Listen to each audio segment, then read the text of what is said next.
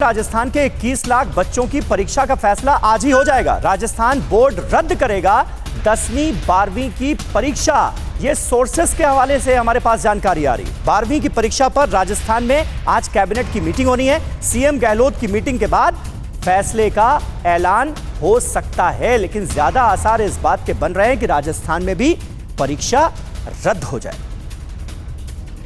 शेफाली गुप्ता जी हमारे साथ मौजूद हैं। शेफाली जी, जिस बात का मैं जिक्र कर रहा था कि बहुत सारे ऐसे प्रतिभावान बच्चे हैं जिन्होंने 12वीं की बोर्ड की परीक्षा के लिए जमकर तैयारी की थी, पूरा सिलेबस जो है वो तैयार कर लिया था, अच्छे से तैयार किया था कि अच्छे नंबर आए। क्या जब पिछली परफॉर्मेंसेस के आधार पर उनका असेसमेंट होगा तो उनके साथ नाइंसाफी तो नहीं हो जाएगी? बहुत सारे बच्चों के मन में ये सवाल है। इसका विकल्प ये है, पहली बात तो बोर्ड का जो रिजल्ट होता है क्लास 12 का, वो थ्योरी और प्रैक्टिकल पे होता है। थ्योरी के पेपर नहीं हुए थे, प्रैक्टिकल कई स्कूल कर पाए थे, कई स्कूल नहीं कर पाए थे, तो एक कंसोलिडेटेड रिजल्ट तो हमारे पास भी नहीं है अगर हम उनका उस पॉइंट ऑफ व्यू से देखें। दूसरा, कुछ बच्चे बहुत प्रतिभावान होते हैं, पूरे साल ऑनलाइन क्लासेस बहुत डेडिकेटेडली उन्होंने अटेंड करी, अपने सारे असाइनमेंट्स करे, बहुत अच्छी तैयारी कर रहे थे, 15 महीने से लगे हुए थे। वो सबको देखते हुए मुझे लगता है, जो मेरे को एक विचार आता है मन में, वो ये है कि एंट्रेंस एग्जाम्स जब यूनिवर्सिटीज करें तो उसमें सर्टेन वेटेज कोर्स को दें, क्लास 12 के कोर्स को दें।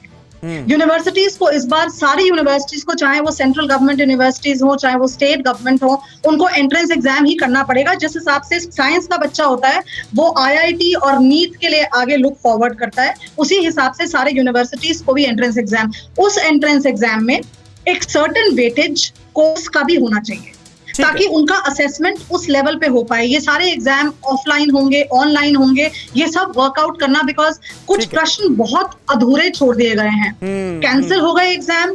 वो इस टाइम पे एक बेस्ट नतीजा था, लेकिन उसके आगे अब क्या? सीबीएसई ये एक बहुत बड़ा सवाल है। बिल्कुल आपने सही कहा, बहुत सारे सवालों का जन्म भी हो गया है इसी फैसले के साथ। अंजन अलीपुर से हमें फोन कर रहे हैं, उनके मन में भी कुछ सवाल है। अंजन, पूछिए।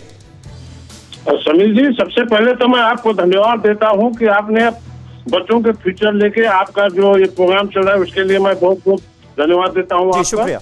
और दूसरी बात, मैं देश के प्रधानमंत्री को भी धन्यवाद करता हूं कि उन्होंने देश की भविष्य के लिए बहुत बड़ी जी अंजन सवाल पूछिए। लेकिन सर, मेरे एक सवाल बनता है कि जो इनको जो फॉर्मेट किया जाएगा, फॉर्मेट होने के बाद में इनकी जो आगामी जो हायर सेकेंडरी के हायर एजुकेशन के लिए जाएंगे, उनके लिए ये क्या क्या हो रहा है?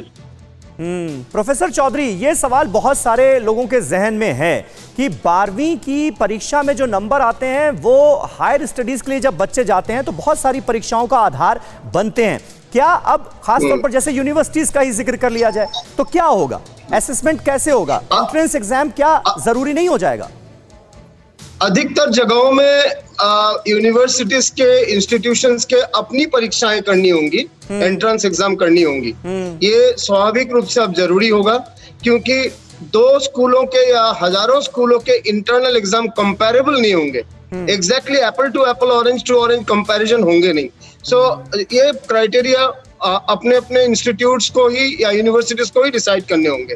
लेकिन जो मैं कहना ये भी चाहूंगा, बोर्ड को भी ये ध्यान देना चाहिए कि बोर्ड भी आगे किस तरह की चीजों को आगे वो डिसीजन में लाए, और उस डिसीजन में लाने के लिए बोर्ड को जो क्लास 9, 10, 11 सारे रिजल्ट्स को स्कूल के उस एक बच्चे के देखना जरूरी होगा, क्योंकि 11 में भी अधिकतर जगहों में ऑनलाइन या इंटरनल एग्जाम्स के बेसिस पे रिजल्ट हुए हैं, क्योंकि पिछले साल भी कोरोना का कहर चल रहा था।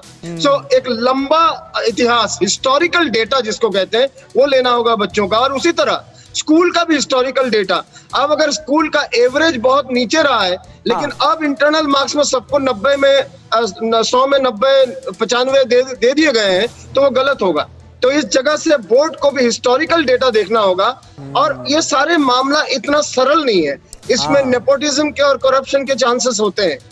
लेकिन जरूरी था फिजिकल एग्जाम कैंसिल करना। इस पर इन सारी समस्याओं पर कैसे लगाम लगाई जाती है, ये देखने वाली तो बात होगी। सही आपने कहा। परवाह देश की, सोमवार से शुक्रवार रात 10 बजे TV9 भारतवर्ष पर।